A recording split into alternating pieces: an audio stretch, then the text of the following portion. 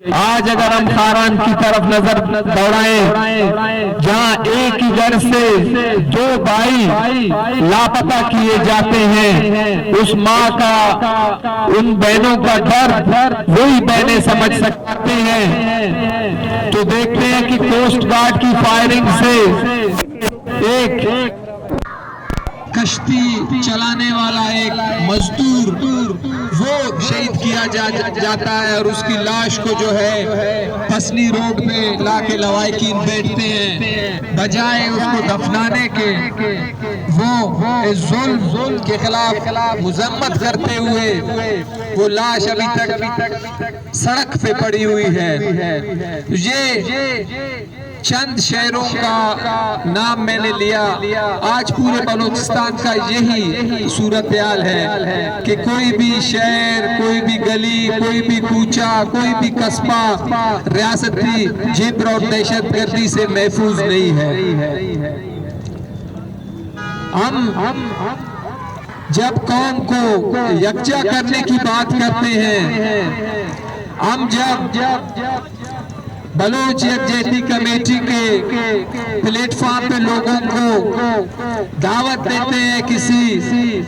جلسے کی یا مچھی کی، تو لوگ اکثر یہ سوال پوچھتے ہیں کہ آپ لوگ ایک پارلیمنٹیرین پارٹی نہیں ہے، آپ لوگ سیاست میں حصہ نہیں لیتے ہیں، تو ان جلسے جلوسوں کا کیا فائدہ ہے؟ یقیناً یہ سوال اس کا وجہ ہے کہ ہم نے اکثر دیکھا ہے کہ وہ پارلیمنٹیرین پارٹیز جو الیکشن میں حصہ لیتی ہیں، جو الیکشن کی تیاری کرتی ہے، تو اس کے لیے بڑے بڑے جلسے جلوس کرنے کی کوشش کرتی ہیں، لوگوں کو یکجا کرنے کی کوشش کرتے ہیں۔ لیکن بلوچ یکجہتی کمیٹی کا موقف یہ ہے کہ بلوچ قوم کو یکجا کرنا بلوچ قوم کی بقا کی خاطر۔ آج اگر ایک ایسی لڑکی جس کا سیاست سے کوئی تعلق نہیں ہے، اس کو درندے 3 دن تک ذہنی ٹارچر کرتے ہیں، لیکن وہ ڈٹی ہوئی ہے، وہ اس آسرے میں ڈٹی ہوئی ہے کہ اس کو ایک امید کی کرن باقی ہے کہ بلوچ قوم یقیناً میرے لیے بات کر رہی ہوگی، یہ اس مچھی کا اثر ہے۔ آج اگر عطاولہ اپنے بہن کی اغوا کو چھپانے کے بجائے میڈیا پہ آتا ہے اور سریعام کھڑے ہو کے کہتا ہے کہ یہ ڈیتھ اسکواڈ کے لوگ، یہ ریاستی ادارے، کہ مچھی صرف دکھاوا نہیں ہے، جلسہ صرف دکھاوا نہیں ہے، یہ جلسہ ہمیں جوڑتا ہے، یہ جلسہ ہمیں یکجا کرتا ہے، یہ مچھی ہمیں ایک دوسرے کو درد کو جاننے کا موقع دیتا ہے۔ آپ سب کو پتا ہوگا کہ تالبندین میں جب ہمارا جلسہ ہوا تو سڑکیں بند ہونے کے خدشات کی وجہ سے لوگ 3 4 دن پہلے گئے تھے، میرے اپنے دوست وہاں تھے تو انہوں نے ٹینٹ لگا کے وہاں بیٹھے ہوئے تھے، تو جب بھی کوئی مہمان آتا بلوچستان بھر سے تو ان کے پاس جاتا، ان سے حال حوال کرتا، تو ایک دوسرے کے درد، ایک دوسرے کے دکھ کو بانٹنے کا ایک ذریعہ ہے، ایک دوسرے کو مضبوط کرنے کا ایک ذریعہ ہے۔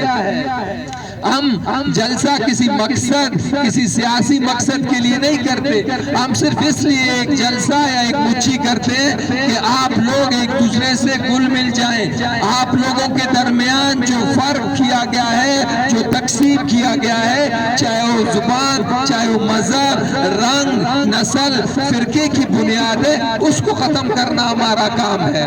بلوچ یکجہتی کمیٹی نے کبھی یہ دعویٰ نہیں کیا اور نہ ہی کرے گی کہ آپ ہمارے ساتھ آئیں۔ بلوچستان میں اگر کوئی بھی تنظیم آپ کو نظر آتی ہے جو بلوچ کے لیے بات کرتی ہے، آپ بے شک جائیں اس کے ساتھ، ہمیں کوئی مسئلہ نہیں ہے۔ ہمارا مقصد اپنے قوم کو باشعور کرنا ہے، وہ اگر باشعور آپ کو بلوچ یکجہتی کمیٹی کر رہی ہے یا کوئی اور ایسی تنظیم جس پہ آپ کو بھروسہ ہے، جو بلوچ کے لیے بات کر رہی ہے، جو بلوچ سرزمین کے لیے بات کر رہی ہے، بلا کسی معاوضے کے، بلا کسی مقصد اور لالچ کے، آپ ضرور اس کا بازو بنیں۔ آج ہمیں ریاست کی طرف سے اکثر یہ دھمکایا جاتا ہے کہ آپ بھلے اپنے جلسے جلوس کریں، بھلے آپ جو ہے ریلیاں نکالے، احتجاج کریں، لیکن آپ ریاست کے خلاف بات نہ کریں۔ اب میں ایک ذی شعور انسان جب دیکھتا ہے کہ بلوچستان میں، بلوچستان کی عوام پہ جتنے بھی مظالم کے پہاڑ توڑے جا رہے ہیں، وہ کون کر رہا ہے؟ وہ ریاست کر رہا ہے۔ آج اگر میرے بھائیوں کو ان کے گھروں سے اٹھا کر ان کی لاشوں کو ویرانوں پہ پھینکا جاتا ہے تو یہ ریاست کر رہی ہے۔ آج اگر بلوچستان کے وسائل کو لوٹ مار کی نظر کی گئی ہے تو یہ ریاست کر رہا ہے۔ اب نوبت یہاں تک پہنچ گئی ہے کہ میری بہنیں اپنے گھر میں محفوظ نہیں ہیں، اور پھر بھی مجھے کہا جاتا ہے کہ آپ ریاست کی خلاف بات نہ کریں، آپ مجھے ماریں، آپ مجھے دھمکائیں، آپ میرے مال اور جان کو جو ہے نقصان پہنچائیں، اور پھر بھی مجھ سے توقع کریں کہ خاموش رہیں۔ یہ بلوچستان میں نہیں ہوگا۔ بلوچ یکجہتی کمیٹی نے یہ آپ سب کے سامنے اپنا موقف ظاہر کیا ہے کہ ریاستی ظلم اور جبر کسی بھی انداز میں بلوچ قوم پہ اگر ہوگا تو اس کے خلاف بلوچ یکجہتی کمیٹی ہمیشہ مزاحمت کرے گی، کھڑے رہے گی، اپنے لوگوں کے ساتھ رہے گی، اپنے لوگوں کے درمیان رہے گی۔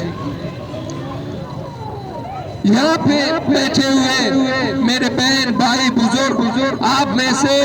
ہر ایک کو یہ کہانی تو پتا ہوگی کہ جب ہندوستان کا بٹوارا ہوتا ہے، پاکستان الگ اور ہندوستان الگ ہوتا ہے، اس وقت بلوچستان ایک آزاد ریاست کی حیثیت رکھتا ہے۔ تو اس وقت قائد اعظم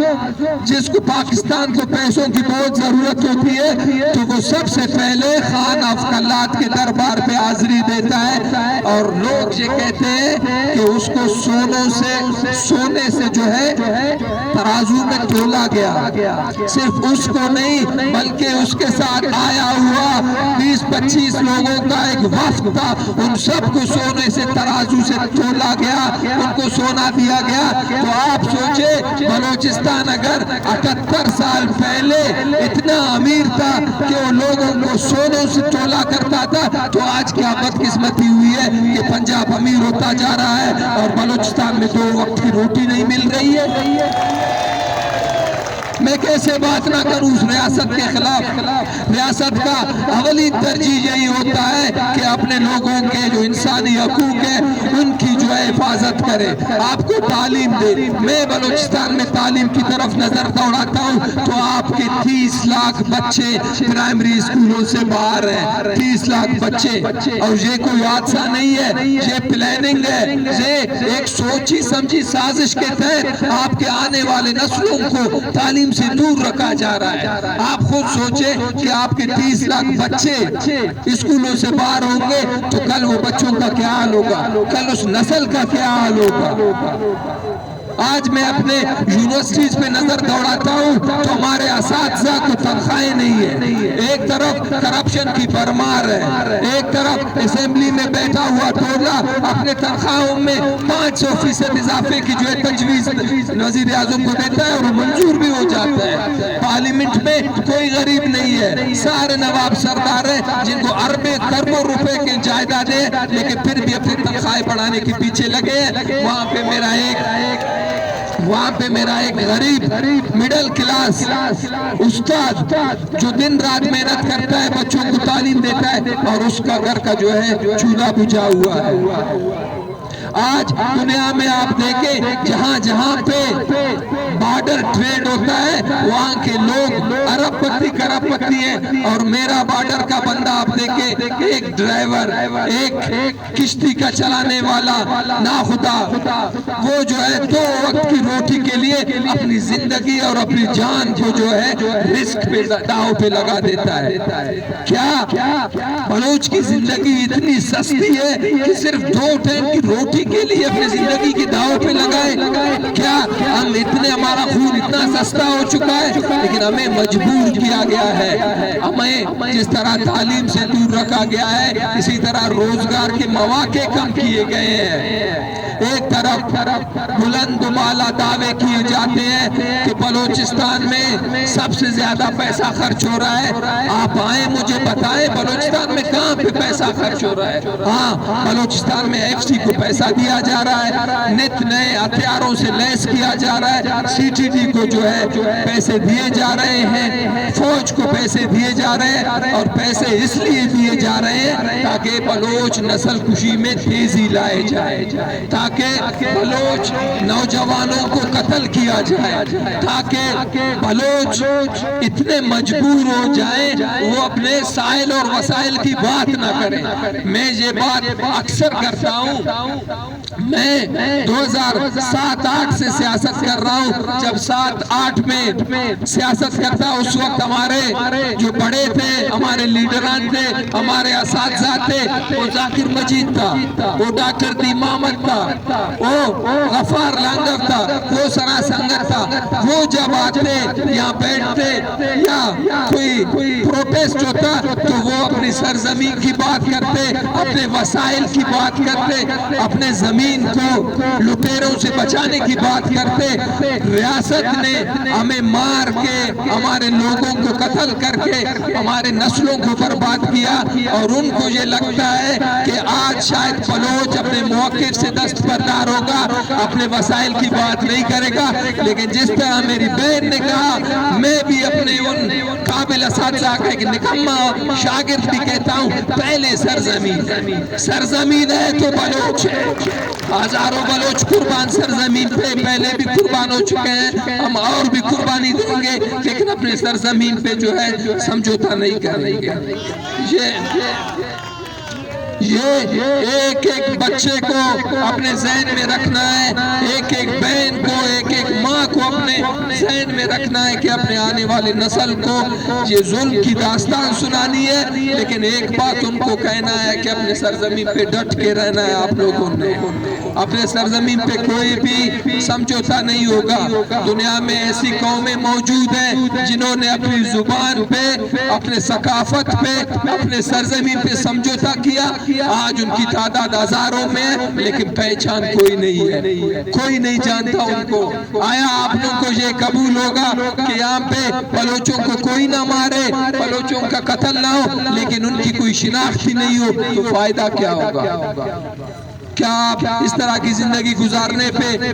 فخر محسوس کریں گے کہ آپ کسی کو دیکھ کے اپنا سر نیچے کریں، حالانکہ آپ اس سرزمین کے مالک کو، آپ کے باپ دادا آبا و اجداد نے خون کی ندیاں بہائی ہیں اس سرزمین کے تحفظ کے لیے، تو کیا آپ کو یہ گوارا کرے گا کہ آپ اپنے آنکھیں نیچے کر کے آج ایک لونڈوں کے جو ہے، لوڈ کاٹمی کے جو ہے حکم مانے؟ آپ کو یہ گوارا کرے گا؟ بالکل گوارا نہیں کرے گا آپ کو۔ ہم چاہتے ہیں ہماری سرزمین ہے تو ہماری مرضی چلے گی، ہماری سرزمین پہ ہمارے لوگوں کو جس طرح بے دردی سے قتل کیا جا رہا ہے، یہ کسی صورت ہمیں منظور نہیں ہوگی۔ ہم دیکھتے ہیں بلوچستان سے سونا نکل رہا ہے، کوئلہ نکل رہا ہے، گیس نکل رہا ہے، ہر طرح کی دنیا میں جتنے بھی معدنیات ہیں وہ بلوچستان سے نکل رہی ہے، لیکن میں جب دیکھتا ہوں کہ بلوچستان میں ایک سڑک ہے جس کو خونی شارہ کا نام دیا گیا ہے، صبح یہاں سے ایک فیملی کوئٹہ سے کراچی کے لیے نکلتی ہے، شام کو نیوز آتا ہے کہ جی فلاں جگہ ایکسیڈنٹ ہوا، اتنے بندے مر گئے۔ آیا بلوچستان کے اتنے وسائلوں میں سے ایک موٹر وے ہمارا نہیں تھا؟ آپ کو جب بلوچستان میں پریکٹس کے لیے، تجربات کے لیے کوئی زمین کی ضرورت ہوتی ہے تو آپ آتے ہیں چاغی میں، چاغی کے پہاڑوں میں اس کے سینے کو چیرتے ہوئے آپ ایچ پی دھماکہ کرتے ہیں، لیکن جب ہم بات کرتے ہیں بلوچستان میں کینسر ہاسپٹل کی تو جی فنڈ نہیں ہے بلوچستان کے پاس۔ کینسر کے لیے تجربہ تو کیا جاتا ہے یہاں پہ، لیکن یہاں پہ اسپتال بلوچوں کے لیے نہیں ہے کہ وہ اپنے مریضوں کا جو ہے علاج کریں۔ آج سی پیک کو آپ دیکھیں دنیا میں ایک شوشہ چھوڑا ہوا ہے سی پیک کا کہ سی پیک بلوچستان کی ترقی کا ضامن ہے، خاک ترقی کا ضامن ہے۔ ہم سے جو ہم ترقی کر رہے تھے وہ بھی ہم سے چھینا گیا ہے، ہمارے لوگوں کی زندگی ہم سے چھینی گئی ہے۔ آپ جا کے گوادر میں دیکھیں ایک روڈ بنایا گیا ہے جس کی وجہ سے گوادر کی آبادی ہر سال جو ہے مسلسل اس سے عذاب میں مبتلا ہے۔ جب کبھی بھی بارش ہوتا ہے وہ پانی آ کے گوادر کے جو ہے گھروں میں بھر جاتا ہے، وہ تالاب کی جو ہے شکل میں اختیار کر جاتی ہے۔ اس کی وجہ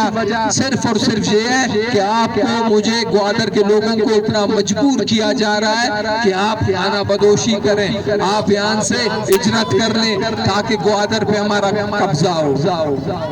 لیکن ہم ہرگز یہ نہیں چاہیں گے، ہم ہرگز اس چیز کی اجازت نہیں دیں گے کہ آپ اپنی پالیسیز کی وجہ سے بلوچ پہ گھیرا تنگ کریں۔ آپ جو ہے مختلف طریقے کار سے مختلف حربوں سے بلوچ پہ گھیرا تنگ کر رہے ہیں۔ حالیہ واقعہ جو فوجدار میں پیش آیا، اس سے قانون اپنے آپ کو بالکل متبر کر رہی ہے کہ ہمارا اس میں کوئی ہاتھ نہیں، سب سے بڑا ہاتھ آپ کا ہے۔ اس میں آپ نے ان جیسے دو ٹکے کے لوگوں کے ہاتھ میں بندوق تما دی ہے اور کہا ہے جاؤ بلوچوں کو مارو، ہم آپ کو کچھ نہیں کہیں گے، جاؤ لوٹو، جاؤ ان کی بہنوں کی عزتوں کو لوٹو، ہم آپ کو پروٹیکشن دیں گے۔ تو آیا میں اس دو ٹکے کے بندے کو گالی دوں گا یا اس کے خلاف بات کروں گا؟ نہیں، میں آپ کے خلاف بات کروں گا، کیونکہ اس کو طاقت دینے والے آپ ہو، نہیں تو اس کی اتنی اوقات نہیں تھی کہ کسی بلوچ کے گھر میں جا کے کسی چادر اور چار دیواری کی پامالی کرے۔ میں آخر میں آپ سب کو یہ پیغام دینا چاہتا ہوں کہ آپ کی بقا، بلوچ قوم کی بقا صرف اسی میں ہے کہ آپ یکجا ہوں، آپ ایک ساتھ ہوں گے، دنیا کی کوئی طاقت آپ کا کچھ نہیں بگاڑ سکتا۔ یہ خطہ کیا ہم پورے دنیا کو چیلنج کرنے کے لیے تیار ہیں، آپ اٹھ کے ایک ساتھ ہو جائیں، میرے ساتھ کھڑے تو پھر دیکھیں کیا ہوتا ہے۔ مزاحمت زندہ آباد، بلوچستان زندہ باد، تم کل سلامت مرے رے کنا ورنہ کنا کو پاک۔